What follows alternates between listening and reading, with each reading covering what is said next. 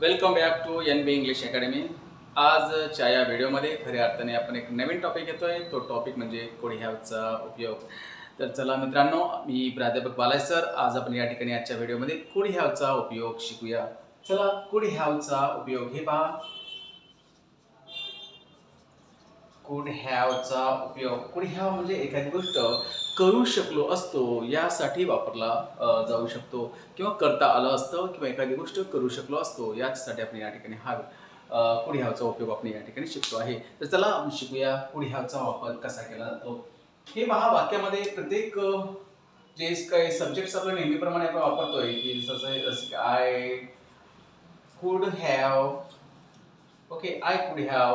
या ठिकाणी मात्र क्रियापदांचा तिसरा रूप आपल्याला घ्यावा लागतं. जसं की आपण क्रियापदांचा तिसरा रूप जसं नेहमीच्या व्हिडिओमध्ये बनवतो, प्लेड हा क्रियापद आपण वापरतोय, इथेही तेच वापरू. I could have played cricket. हे पहा, एक वाक्यरचना आपण या ठिकाणी तयार केलेलं आहे. आता याचा अर्थ कसा होईल? I could have played cricket म्हणजे मी क्रिकेट खेळू शकलो असतो किंवा मला क्रिकेट खेळता आलं असतं. पहा, या ठिकाणी वाक्य कसं बनतोय? मी क्रिकेट खेळू शकलो असतो किंवा मला क्रिकेट खेळता आलं असतं. यासाठी हे वाक्यरचना आपण या ठिकाणी बनवलेलं आहे. I could have played cricket. Okay, me cricket खेळू शकलो असतो किंवा मला क्रिकेट खेळता आलं असतं, असं या ठिकाणी या वाक्याचा अर्थ आपण शिकतो आहे. चला, प्रत्येक वाक्य अशाच पद्धतीने आपण बनवतोय. मग प्रत्येक सब्जेक्ट सोबत I, we, you, he, she, it, they कोणाचंही एखाद्याचं नाव असेल, एक वचन असेल, अनेक वचन असेल, तरीही आपल्याला या ठिकाणी कुड हॅव सोबत क्रियापदांचा थर्ड रूपच वापरावा लागतो. चला, आपण या ठिकाणी नवीन एखाद्या व्यक्तीचं नाव घेऊन आपण या ठिकाणी वाक्य बनवण्याचा पुन्हा प्रयत्न करूया. हे पहा, नीदू कुड हॅव रिटन अ स्टोरी. हे पहा, याचा अर्थ असा आहे की नीदू कुड हॅव रिटन अ स्टोरी म्हणजे नीदू कथा लिहू शकली असती किंवा नीदूला कथा लिहिता आलं असतं. पहा, नीदू कथा लिहू शकली असती किंवा नीदूला कथा लिहिता आलं असतं. एकदम साध्या सिंपल पद्धतीनं आपण या ठिकाणी वाक्यरचना बनवण्याचा पूर्ण प्रयत्न करतो आहे. समजते काय? सब्जेक्ट कोणताही असू द्या, सिंग्युलर असो किंवा एकापेक्षा जास्त म्हणजे प्लुरल असू द्या, या ठिकाणी कुड हॅव सोबत आपल्याला क्रियापदाचा तिसरा फॉर्मच वापरावा लागतो. ते मात्र आपल्याला या ठिकाणी निश्चितपणे समजणं गरजेचं आहे. चला, आपण या ठिकाणी प्लुरल नाउन सुद्धा घेऊन पाहू. जसं आता आपण नीदू घेतलं, आता आपण एकापेक्षा जास्त व्यक्तींचे नाव आपण या ठिकाणी घेऊया. नीदू अँड नैतिक. ओके, नीदू अँड नैतिक कुड हॅव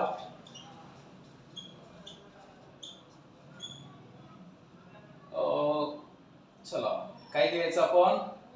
रीड. रीड. पहिला फॉर्म, दुसरा फॉर्म, तिसरा फॉर्म सेमच आहे, सारखं आहे. रीड वाचताना मात्र रीड असं वाचतात. मात्र रीड हाच तिसरा फॉर्म सुद्धा आहे. ओके, चला, नीदू अँड नैतिक कुड हॅव रीड नॉव्हेल.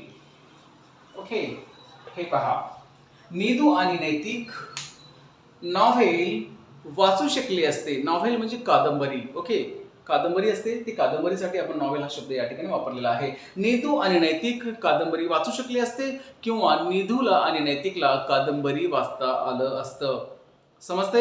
नीदूला आणि नैतिकला कादंबरी वाचता आलं असतं, असं या ठिकाणी या वाक्याचं अर्थ आपल्याला पाहायला मिळतं. पहा, वरच्या वाक्यामध्ये आपण नीदू हा एकच वचन या ठिकाणी घेतलेला आहे. खालच्या वाक्यामध्ये नीदू आणि नैतिक या दोन शब्दांना म्हणजेच दोन नाउन्स आपण एकापेक्षा जास्त प्लुरल सब्जेक्ट्स आपण या ठिकाणी घेतलेलं आहे. चला, आता पाहू या वाक्याचं अर्थ आपण समजून घेतलेला आहे.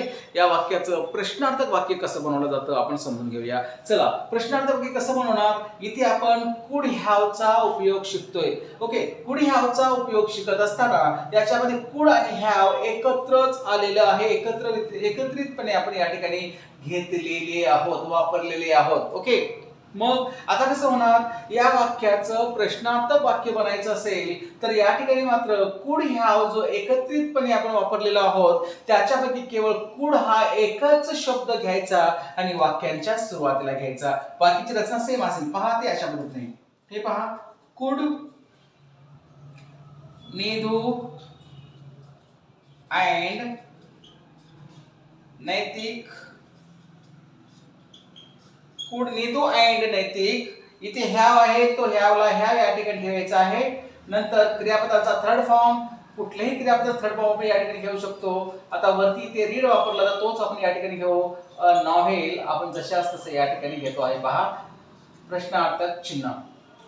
कुड नीदू अँड नैतिक हॅव रीड अ नॉव्हेल, म्हणजेच याचा अर्थ असं झाला की नीदू आणि नैतिक कादंबरी वाचू शकले असते का, किंवा निधूला आणि नैतिकला कादंबरी वाचता आलं असतं का, वाचता आली असती का, अशा पद्धतीने या ठिकाणी हे वाक्यरचना या ठिकाणी तयार झालेला आहे.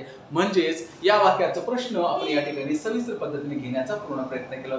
चला, याचं नकारार्थी कसं असेल? नकारार्थी म्हटलं की लक्षात घ्यायचं, बघा आपण काय केलं, प्रश्न बनवण्यासाठी कुड आणि हॅव मधील फक्त कुडला वाक्याच्या सुरुवातीला घेतलेला आहे, हॅवला जाग्यावरतीच ठेवलेला आहे. बघा नैतिकच्या नंतर हॅव आलेला आहे, फक्त कुडला इथून बाहेर काढलो, वाक्याच्या सुरुवातीला घेतलो आणि मात्र शेवटी प्रश्नार्थक चिन्ह या ठिकाणी दिलेलं आहे. चला आता घेऊ नकारार्थी वाक्य, जो की निधू आणि नैतिकला कादंबरी वाचता आली नसती किंवा वाचू शकले नसते, अशा पद्धतीचं आपण या ठिकाणी वाक्यरचना घेऊ. हे पहा, निधू अँड नैतिक, इथे आहे कुड, हे पहा, आणि इथे असेल नॉट आणि इथे असेल हॅव. म्हणजे कुड आणि हॅवच्या मध्ये नॉट हा निगेटिव्ह शब्द आपण या ठिकाणी वापरलेला आहे. हॅवच्या नंतर आहे V3, ते V3 म्हणून आपण क्रियापदाचा थर्ड फॉर्म म्हणून रीड वाचलेला आहे. त्याच्यानंतर आहे अ नॉव्हेल, हे पहा. म्हणजे याचा अर्थ असा झाला की निधू आणि नैतिक कादंबरी वाचू शकले नसते किंवा निधू आणि नैतिकला कादंबरी वाचता आलं नसतं, असं या ठिकाणी या वाक्याचा अर्थ पाहायला मिळतं. पहा, आपण काय केलं, निगेटिव्ह वाक्यासाठी कुड आणि नॉटच्या मध्ये, कुड आणि हॅवच्या मध्ये नॉट या नकारार्थी शब्दांना वापरलेला आहे, घेतलेला आहे. ओके, तर चला आता याचा आपण चौथा प्रकार पुन्हा पाहूया. इथे फक्त कुड या शब्दालाच वाक्याच्या सुरुवातीला घ्यायचं आहे, नकारार्थी वाक्याच्या सुरुवातीला घ्यायचं आहे, म्हणजे वाक्य प्रश्नार्थक वाक्य तयार, निगेटिव्ह प्रश्नार्थक वाक्य तयार. पहा, कुड नीदू अँड नैतिक, कुड नीदू अँड नैतिक, नॉटला इथेच घेतलं, नंतर हॅव, नंतर क्रियापदाचा थर्ड फॉर्म जो रीड घेतलेला आहे, अ नॉव्हेल, आणि प्रश्नार्थक चिन्ह आपण या ठिकाणी देतो आहे. पहा, इथे वाक्य तयार झालं. काय झालं, कुड नीदू अँड नैतिक not have read a novel, म्हणजे नीदू आणि नैतिकला कादंबरी वाचता आलं नसतं किंवा नीदू आणि नैतिक कादंबरी वाचू शकले नसते का, वाचता आलं नसतं का किंवा वाचू शकले नसते का, अशा पद्धतीने या ठिकाणी हे वाक्यरचना तयार झालेलं आहे. म्हणजे नकारार्थी प्रश्नार्थक वाक्य या ठिकाणी आपण तयार केलेलं आहे.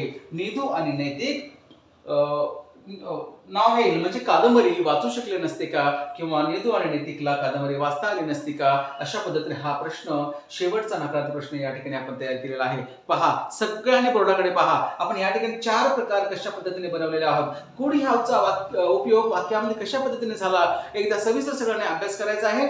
बोर्डाकडे सविस्तर पहा, सगळ्यांनी स्क्रीनशॉट घ्या.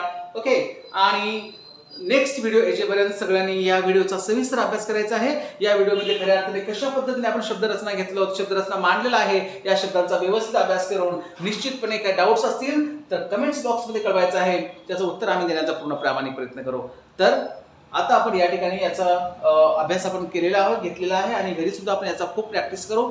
निश्चितपणे येणाऱ्या नंतरच्या व्हिडिओमध्ये एक नवीन टॉपिक आम्ही या ठिकाणी घेऊन येतो. तोपर्यंत याचा अभ्यास सविस्तर या ठिकाणी करा. तोपर्यंत थँक्यू.